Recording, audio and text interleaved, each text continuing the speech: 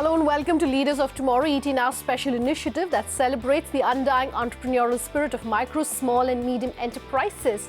On the show today, we're taking all of your queries that have come in to us, and we have two experts on the show to answer those queries. Let me start with Mr. P.C. Kantpal. He's a general manager at SBI. He's joining us for the first time on the show. Thank you so much for being here with us today. And of course, we have Dr. Anil Menon, faculty at SP Jain, a regular now on the show. Thank you as well for being here with us tonight. So that's what our show is looking like. Let's get started right away.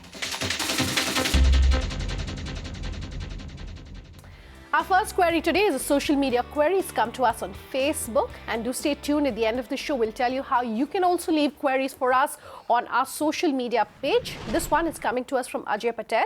He's written in to say how he can undertake e-commerce based selling. So this essentially is the information that we have, and we presume, particularly because we get so many queries from the retail space, possibly a retail-oriented business. Maybe I can start with you, Dr. Menon. What would you suggest in terms of undertaking e-commerce sales? It's pretty simple. The first thing that he needs to do is register himself with any of the e-com sellers. And in fact, all of them are looking for sellers on their platform. So first step, register with Amazon, Flipkart, ShopClues, whichever he identifies with. Second, specifically, he should make use of their fulfillment centers. So what these e-com sellers would tell him is they would give him warehouse facility from where he can easily send his goods to all his customers. Third, last but not the least, he could also avail of cheap financing. So in all three steps, one, register. Before that, he needs to get registered with the Government of India, Udyog Aadhar, not necessarily only for e-com benefits, for general benefits, and then proceed in the same direction. Sure. You want to add to that? So he is doing right by going to a larger marketplace. E-com will provide him a larger marketplace. And if he gets linked to any ET, rather we will suggest that he should get registered with all large e-com players as on today. As regards financing, every bank would be willing to finance them, because we have, particularly in State Bank of India, we have entered into a tie-up with all major four players: Snapdeal, Flipkart, Amazon, and Shopee.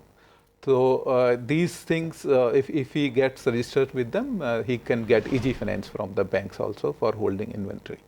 Great. I hope that answers your query. And SBI also has dedicated branches for startups and works that is them. For startups, yes. We have InCube, where not only we provide them financing solutions, but help them in setting up the company also, and all kind of advisory services, whatever can be provided for the startups, that is being provided by the bank. Okay. Ajay, I hope that answers your query. Let's take in the next one. And this one is a call coming to us from Gopal Rao. Go ahead, Gopal. We are into the timber and plywood industries. There is a lot of wasteland available in our country, for which the plantations, permission for the plantations to be given for the corporates to do the plantations, and it is being taken as a raw material for the same companies. Whenever the government wants to promote the area for better development, it can be taken back by the government without paying any compensation from the companies. And it increases the advantages of the plantation of the area, and it becomes a green ecology. Okay, Gopal. So he essentially, we assume, is in a business to do with timber and wood. So we assume he's in the furniture business, and he says he wants to know how they can essentially hedge the business, because it's dependent so much on an external environment. Maybe I can start with you this time. Do you have any suggestions for small businesses like this in terms of how to manage risks? So actually, I think he is not getting the raw material. Yeah, that is the problem he is facing.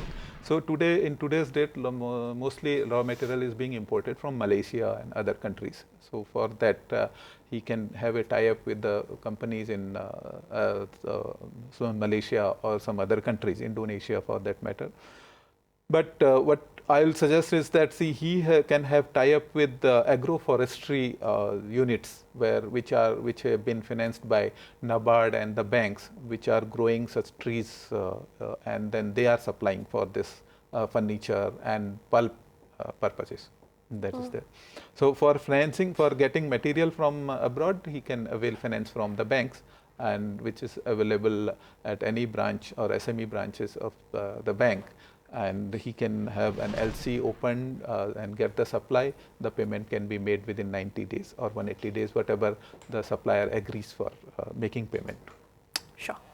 He needs to also get in touch with his associations, and last but not the least, the state horticulture units. And one more organization he could get in touch with is the International Tropical Timber Organization. They are doing some phenomenal work, right? And last but not the least, just to add on, he could possibly look at a replacement for timber also, because now increasingly bamboo, etc., is looked as a replacement for timber. So that is one more additional point I'd like to specify here. Okay, let's take in the next query, and this is also a call which is coming in to us from Ashok Bansal. Go ahead, Ashok. Yeah, my question was that there is a big problem of getting, skilled labor, skilled and semi-skilled labor. Yeah, it's my question, because we are getting a lot of problems in our industry, and it's always difficult to find skilled laborers, and wherever they get higher prices, or they work according to their mood only. They don't want to work also. And the new generation, they are not interested in doing anything extra or new things. Because whatever their parents or grandparents were doing, they are not interested in doing all those kind of things. And that's why we get a lot of problem with the people who are especially related with the handicraft. All right, Ashok. So that's a fairly long drawn-out question. And Dr. Menon, we talk quite a bit about HR and HR related. And his question is really in two parts. One is, how do you find the labor? And second is, how are you retaining it? And he's specifically talking about the handicrafting industry. So answer is very simple.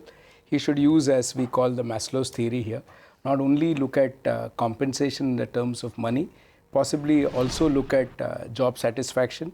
Look at what extra that he can do for his employees. And this is where I think family managed businesses and SMEs score.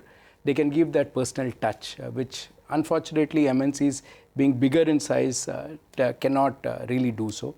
And last but not the least, since he is in handicrafts, a bit of branding would help him definitely get better margins. That's my suggestion to him. My suggestion in this case would be that he would have to find traditional skilled labor will not be available, but he will have to reskill the labor which is available there. This is the major problem in those areas where handicrafts are there. He is facing the typical SME related problems, the capital, HR and the market. These three things are there. So for getting labor, he will have to reskill those people, or those particularly school dropouts. You will find a lot of school dropouts are there. They are not engaged gainfully. So these kind of people can be re-engaged for this purpose. So they will be getting engagement, as well as reskilling will give them a feeling that they are taking care of him. And second, as Dr. Menon was saying, that markets, he will have to search for new markets. That is, I know the capital remains always a problem because the receivables are not realized on time in such cases, but huge market lies outside. So if he can have tie-up with the overseas customers, so he will be able to get new markets. If he gets new market, he can scale up the operations, and their reskilling can also be done. So this way he will be contributing to the society as well as to himself also. Ashok, I hope that answers your query. Let's take in the next query, and this is an email coming to us from P. Bhatnagar. He wants to know how he can grow his business in smart cities, and which are the bodies which can help him to grow his business in such smart cities. He wants to know if there's any centralized body or any bodies that will help him, and how he can go about contacting them. He needs to first get in touch with the state. Now, again, this is an initiative by the center and the state. So he should get in touch with the state bodies. And regarding the central body, it's IDFC. Now, which is the area that he wants to focus? When you say smart city, now that's opened up a lot of opportunities.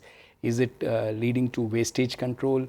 Is it leading to infra control? So specifically, he needs to identify, it can't be generic. He needs to identify the product that he wants to possibly link it to smart cities, then go across and talk to the state associations, and if necessary, IDFC. That's the two areas.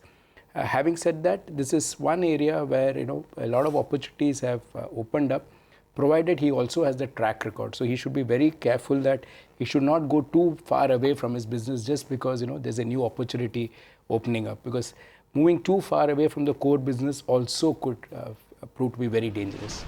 Sure.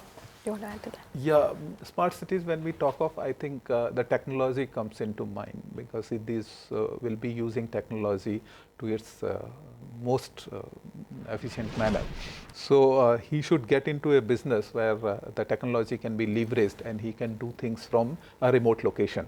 Second is, as Dr. Menon is saying, the competition which he will have to evaluate, that what are there existing players in the area where he wants to get in, and how will he cope up with that competition. So, Bhatnagar, the advice for you is to identify exactly what area that you would like to focus on in terms of smart cities. Let's move on, bring in our next query. This is a call coming to us from M. Murthy. Go ahead, Murthy.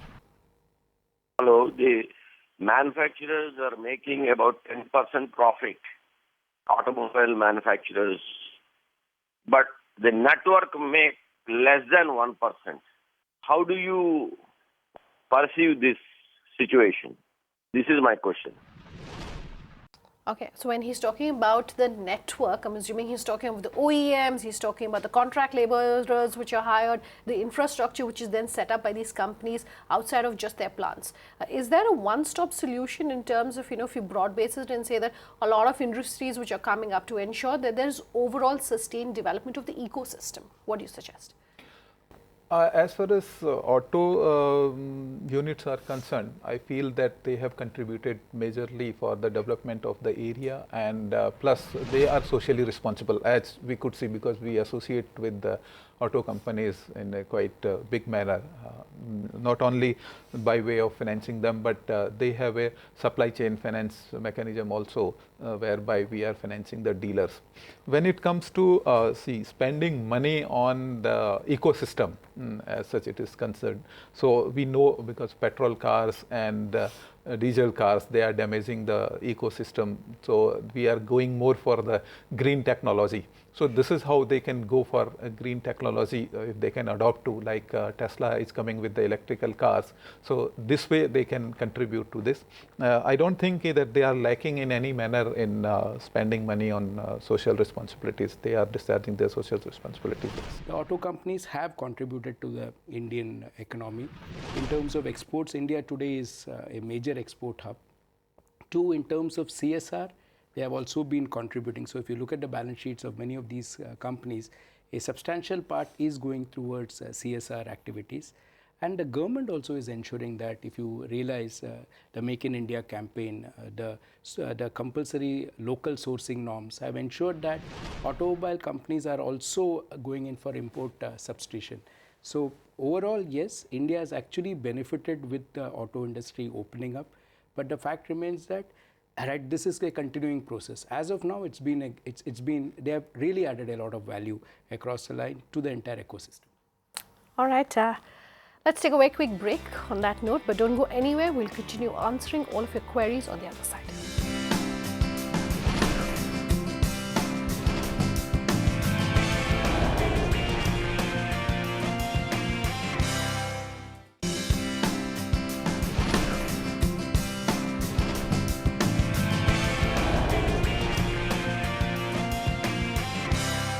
Welcome back. You're with us here on Leaders of Tomorrow, and we're taking in all of your queries. And do stay tuned at the end of the show. I will tell you how you can get in touch with us on email and on social media. The next one is a call which is coming to us from G. Bindra. Let's listen. My question is, the key challenges for the hospitality and food ecospace has been the tsunamis of turbulent pricing of raw material and food grains and vegetables and so on. The lack of proactive demand-supply management system in India incurs heavy losses due to the reactive and opaque demand-supply management by the government, which creates void which only benefit the black marketeers.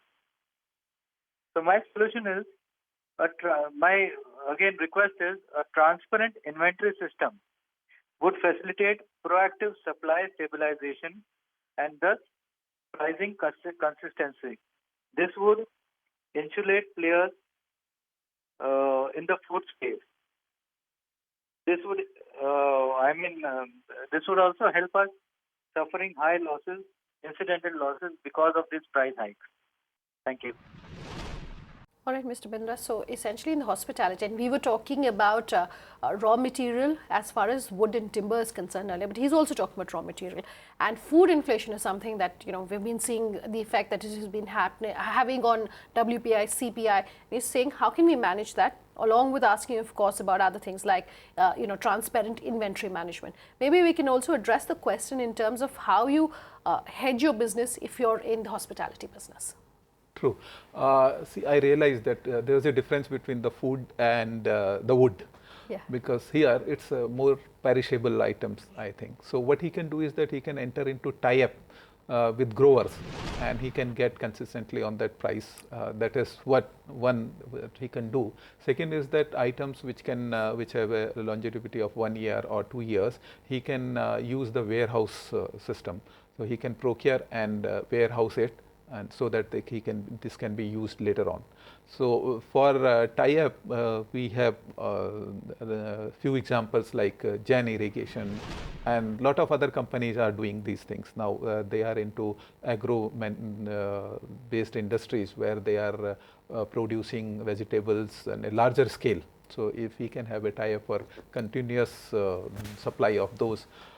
As far as prices fluctuation is concerned, that's a policy matter which we will not be able to help. But what we can help them in doing is that if he procures these materials in bulk and or have a tie-up, the financing arrangements can be done to the farmers and as well as to for the warehouse receipt financing. These two things can be done from the banks. As a policy, I think the government is amending the APMC Act, right, and that would go, I believe, a long way. My study shows that it will go a long way in correcting the volatility in food prices. It will still remain, though, as Sir mentioned. You know, I think one, if his turnover is substantial, I think he could go across with long-term contracts. Since he has not mentioned his turnover, the other alternative could be to actually tie up with other people again. Right, look at long-term contracts in the sense not directly with the growers if he's not of sizable turnover, but yes, with the intermediaries. He could also consider hedging on MCX, right? That's one thing that people are looking at. And last but not the least, it's the food industry. So if he could think of branding, right, and getting his business out of only being a commodity, I think his margins won't really suffer because of fluctuations. But food inflation, I think that's the challenge that's going to be there as we are moving through the cycle of being an emerging country. For the sake of our viewers who might be interested, could you explain how you hedge on the MCX? So typically we have a lot of commodities which is available on the multi-commodities exchange, right? So what you could do is you could select the commodities which is contributing to a significant cost, right? And then go across and deal with the futures of that particular option. Some of these futures, right, have been banned, but most of the futures are available on food items. Let's take in the next one, and this is a social media query. It's coming to us on our Facebook page. Ronak Shah has written in to ask us about the future of solar energy, and this is a topic that's been in focus since we've seen, you know, the present government come into power. They have big ambitious plans as far as solar energy is concerned. Maybe we can break it down for Ronak. Recently, the importance gets known because recently we have entered into a line of credit from Japanese government, 800 million. That government has signed a contract with the Japanese where the solar panels will be subsidized. So this shows the seriousness of the government regarding going for solar energy.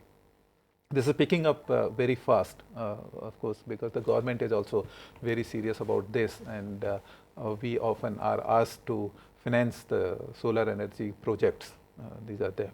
That not only saves energy cost, but we have seen that the longevity, means the period for which the uninterrupted power can be generated has increased to almost 8 to 10 years with the same panels.